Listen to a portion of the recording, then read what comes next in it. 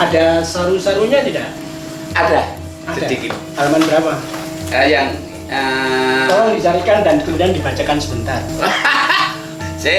Kang Rebo nyoba ngermake mripate nanging tan saya kepengin ngermake mripate tan saya krasa kaya diganjeli krikil. Garis mlengkung mau munggahe maneh tekan geger. Ana pirangan ngarep kang nyembul sethithik ing saselangin geger lan lengen. Kang Rebo ora krasa banjur nyawang wadon kang lungguh siring kidul.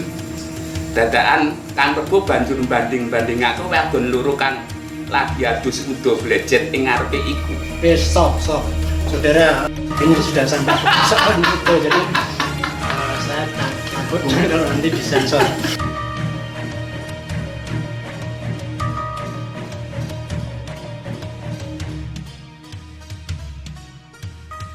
Saudara, saya berkunjung ke rumah Krishna Miharja. Krishna Miharja yang saya tahu bukan hanya guru pensiunan, setidaknya sudah pensiun, tapi dia adalah cerpenis, penyair, nulis puisi dalam bahasa Indonesia, kemudian juga sekarang menjadi cerkais, cerpen dalam bahasa Jawa, dan saya tidak tahu ini apa, novel atau apa, judulnya Omah, tebalnya 1036. Chris, tolong diceritakan, ini kira-kira buku atau untuk bantal tidur? 1036 halaman. Iya. Dengan ukuran 21 kali 19. Oh, ini luar biasa. Bikin iri. Ya, awalnya memang sengaja ada keinginan saya, karena di Dispute itu ada novel yang selalu diterbitkan dengan hardcover. Nah, saya pengennya itu. Nah, berikutnya saya pikir kalau saya nulis yang biasa-biasa saja kok enggak sensasional gitu loh. Jadi ini luar biasa. Saya pikir luar biasa untuk ukuran novel Jawa atau gancaran Jawa. Apa kira-kira yang Chris bilang ini luar biasa? Luar biasanya jelas, secara matematis itu sangat berbobot. Mungkin paling berbobot dalam apa ya? Buku-buku sastra Jawa. Nah, beratnya itu kalau BD-nya kemarin sudah saya ukur berapa? 14, 21 dikalikan, terus tebalnya 7. Nah, kamu kan guru matematika soalnya kan? Nah, itu sangat sulit. Belum saya hitung. Oke, jadi ini berbobot saudara-saudara, karena kita tahu lah daripada dibanding dengan sebungkus rokok lebih beratan ini. Cocok. Oke. Terus Chris, Ya. Ini boleh tahu sedikit aja dulu, nanti nggak pada beli. Ya. Ini isinya apa? Apa ada mebeler, gelas, segala macam. Itu memang jangan cuma semacam buku guiding gitu. Bukan. Itu tokoh utamanya Oma. Namanya Oma atau apa? Bukan, Omahnya. Omahnya. Iya. Tokohnya. Nah, itu saya anggap itu tokohnya, karena ada dari depan sampai terakhir. Soalnya ini saudara ada di daftar isi itu ada Omah, gendeng keripik. Gendeng keripik itu gendeng yang kecil-kecil. Kualitasnya yang kecil-kecil, bukan gendeng suko dan sebagainya itu. Kentongan, terus yang terakhir itu judulnya Pengarang. Ya Chris, ada 3, ya. Tapi aku kurang rokok ya Chris. Ini? Saya kira itu. Iya. Cisamsu saudara. Jadi silahkan beli kalau mau beli rokok. Ini Marlboro. Kalau cinta Indonesia, ini juga miliknya ini, jadi sama aja. Tadi apa Chris? Istimewanya? Karena tokohnya, saya bukan tokoh ya, apa ya namanya, saya nggak yakin itu novel, karena dianggap bahwa itu nggak ada tokohnya, nggak ada konflik-konflik seperti novel yang ada gitu loh. Tapi omah sendiri itu ternyata mempunyai konflik. Jadi kalau ditanya itu kok nggak ada konfliknya memang konflik omah itu sendiri. Omah itu sebagai tempat atau apa? Ruang. Awalnya untuk membuat rumah itu kan omai apa ya, petani, omah, dan itu kan lain-lain. Dan ini omahnya lurah. Oke. Nah, untuk menjadi omah itu kan mempunyai apa ya, cerita panjang sebelumnya. Ya. Nah, setelah jadi omah lah ini yang konfliknya sebetulnya di sini mau saya itu. Setelah menjadi omah, ternyata omah itu dianggap suatu pakem gitu loh. Ya. Nah, pada episode 2, pakem-pakem yang sebelumnya pada episode pertama itu setelah jadi omah, terus omah itu dianggap pakem. Nah, pakem yang pada episode pertama itu pada episode kedua itu dianggap suatu aturan yang tidak boleh dilanggar. Jadi ketika itu episode kedua itu gendeng keripik. Ketika gendeng keripiknya itu pecah, nggak boleh, harus diganti gendeng keripik juga. Tapi kenapa dari omah terus kemudian gendeng keripik gitu kan? Kan perbandingannya jadi nggak matching nih.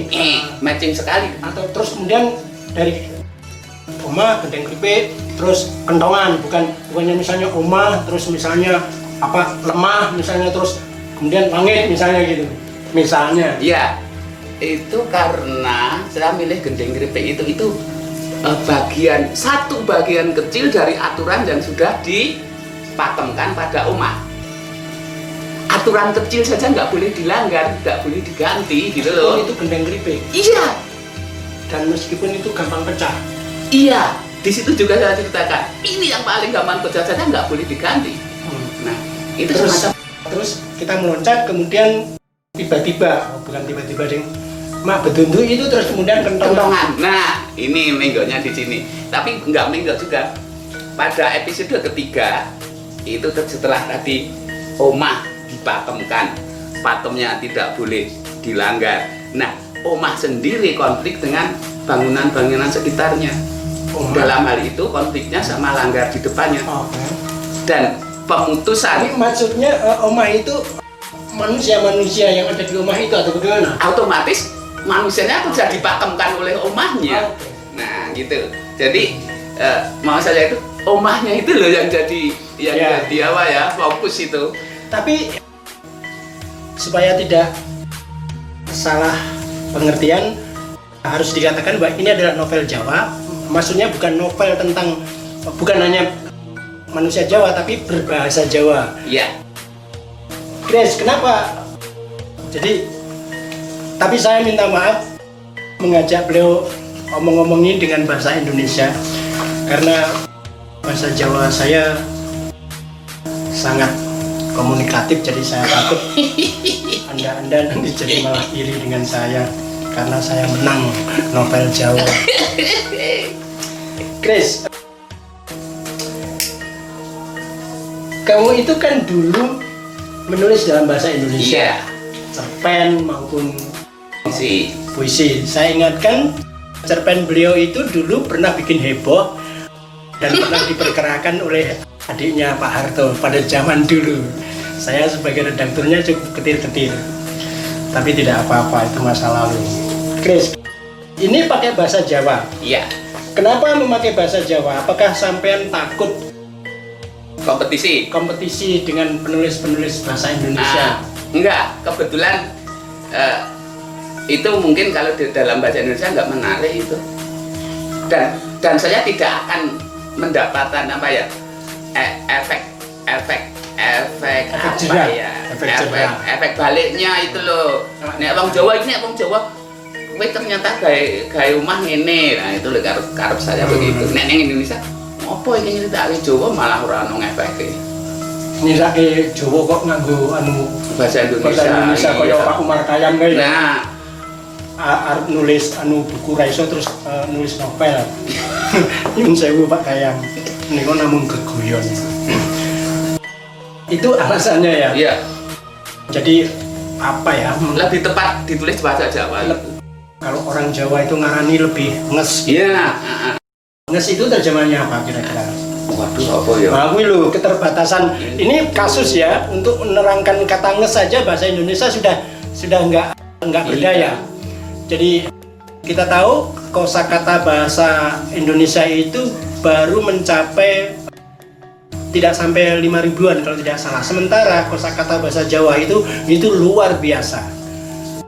Jadi saudara-saudara, saya kira ini akan menjadi sesuatu yang menarik. Saya tidak tahu kalau misalnya baca akan sampai berapa.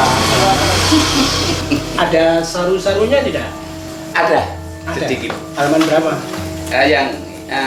Tolong dicarikan dan kemudian dibacakan sebentar. Siapa tahu saru. Tadi lho, Kang Rebo nyoba ngremake mripate, nanging tan saya kepengin ngremake mripate, tan saya krasa kaya diganjeli krikil. Garis mlengkung mau munggahe maneh tekan geger. Ana pirangan ngarep kang nyembul sethithik ing saselangin geger lan lengen. Kang Rebo ora krasa banjur nyawang wadon kang lungguh siring kidul. Dadakan Kang Rebo banjur banding-bandingake wadon loro kang lagi adus udo blejet ing ngarepe iku. Stop. Saudara, ini sudah sampai persoalan itu, jadi saya takut kalau nanti disensor. Jadi mungkin lebih baik nanti kalau bukunya sudah jadi, nanti bisa dibaca sendiri kayak kalau teman-teman dulu membaca novel-novel Ani Ero sambil kedulan tumpuan sak meter. Chris, saya cuma mengamati munculnya beberapa penulis sastra Jawa. Iya. Yang baru-baru ini. Baru-baru ini dengan tema-tema yang cukup menarik, cukup menantang karena menyangkut persoalan-persoalan yang lebih luas, iya. Bukan hanya sekedar panglipur wuyung. Iya. Apa komentar Chris mengenai itu? Iya, itu lebih baik. Apa ya? Artinya ada apa ya, obah. Kalau obah kan urip gitu. Itu berarti tanda bahwa sastra Jawa masih hidup. Tapi kalau kita mandek pada hal-hal yang seperti dulu terus kan namanya nggak obah. Kalau nggak obah nggak urip ya sudah. Tinggal tunggu. Kalau kemudian bahasa Jawa, iya. Novel Jawa katakan, atau sastra Jawa misalnya, merekam kehidupan modern, kehidupan kontemporer dengan begitu banyak istilah-istilah yang tentu juga agak susah untuk diterjemahkan dalam bahasa Jawa, misalnya WhatsApp ini. Yang bilang iki apa? WA aku tak lebih WA-mu. Nah, itu kan lelucon anu. Lelucon desit. Teraca. Apa meneh apa? Video call dan sebagainya ngono kuwi le nerjemahke kan areng. Itu gimana? Apakah bahasa Jawa tidak punya problem untuk bisa mengekspresikan gaya hidup modern itu, Chris? Ya enggak, nek dalam bahasa saya pikir enggak. Pengarang kan bisa untuk mengatakan WhatsApp kan bisa dengan cara sebetulnya dinarasikan dulu atau dideskripsikan dulu gitu kan bisa. Apa diganti apa? Oh, mau kan diganti bahasanya ora iso lah. Enggak bisa asli. Nek video call diganti ngundang video. Nah, misalnya nak Horen Guru Wongso itu kan iya mungkin ada beberapa orang ngerti itu Guru Wongso itu Guru Wongso lah, Guru Swara itu Horen, tapi berapa orang yang ngerti ya? Toa gitu ya? Iya, Guru Wongso itu Toa malah ngerti Guru Swara. Dengan pembubaran FPI maka tidak ada Guru Wongso yang muncul di dekat rumah kita, saudara-saudara. Kalau kita mengucapkan Guru Swara, Guru Wongso, Guru Swara, Guru Swara, Guru kuwi bohong gede. Oh gede, bohongnya gede. Jadi kalau pakai toa itu cenderung suaranya gede. Ya, sorry. Guru Wongso. Swara. Oh, sorry itu ini Guru Wongso. Guru Wongso itu keluarga besar. Ya. Nah itu, meskipun juga bahasa Indonesia juga sering kerepotan kalau menerjemahkan apa bahasa Jawa. Misalnya matur nuwun nggih dawuh sami-sami. Gimana nerjemahkannya saudara-saudara? Terima kasih ya jatuh bersama-sama. Loro kabeh. Jadi nggak ada hambatan. Enggak pakai deskripsi.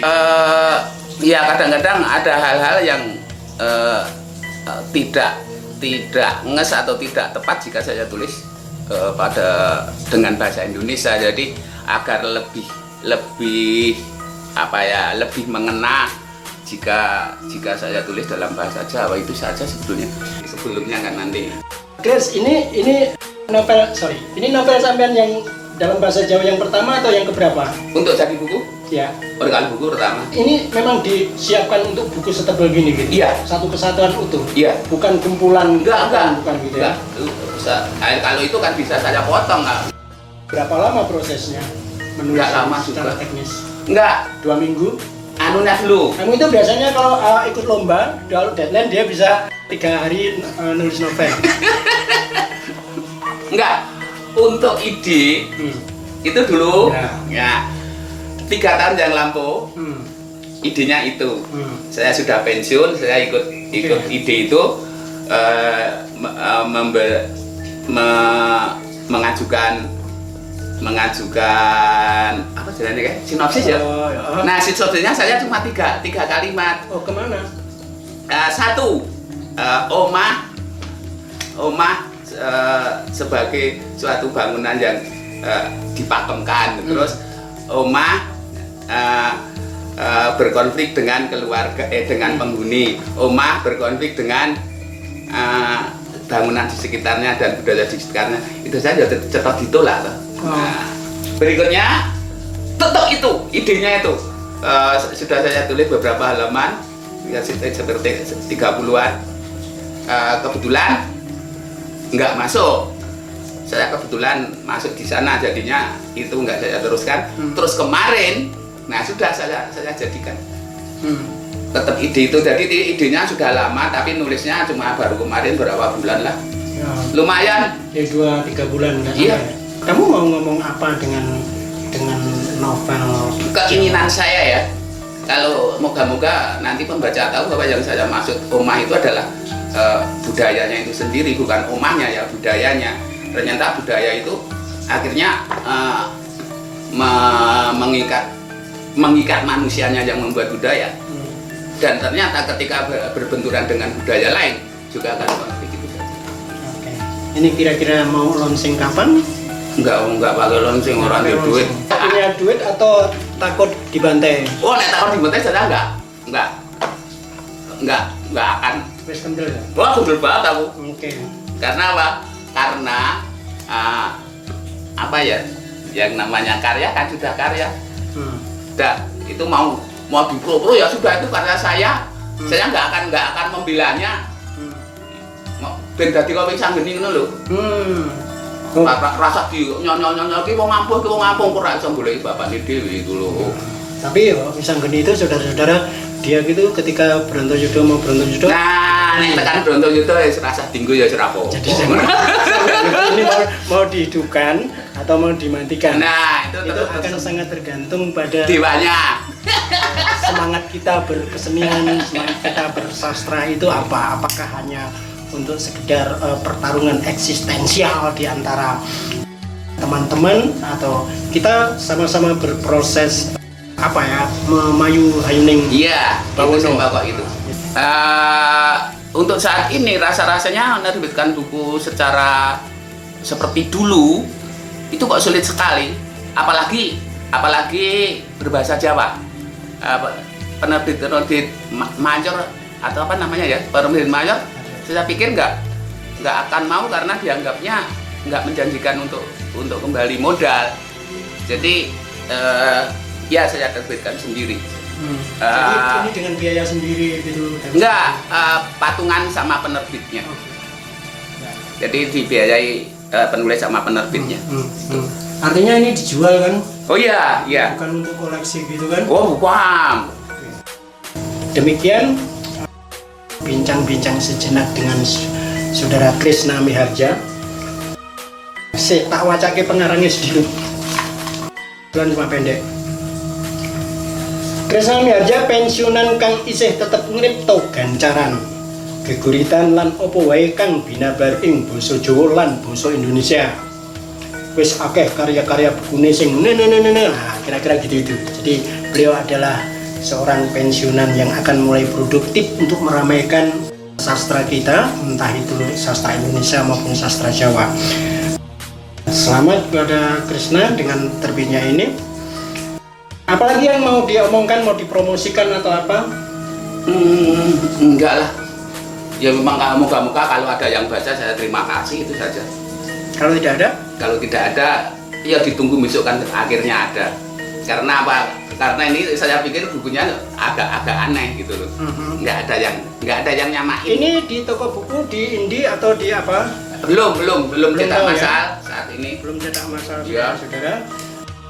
Tapi karena musim pandemi, kita harus jaga jarak dan sebagainya, maka bisa beli online pada beliaunya. Enggak, pada penerbit. Oh, pada penerbitnya, saudara-saudara.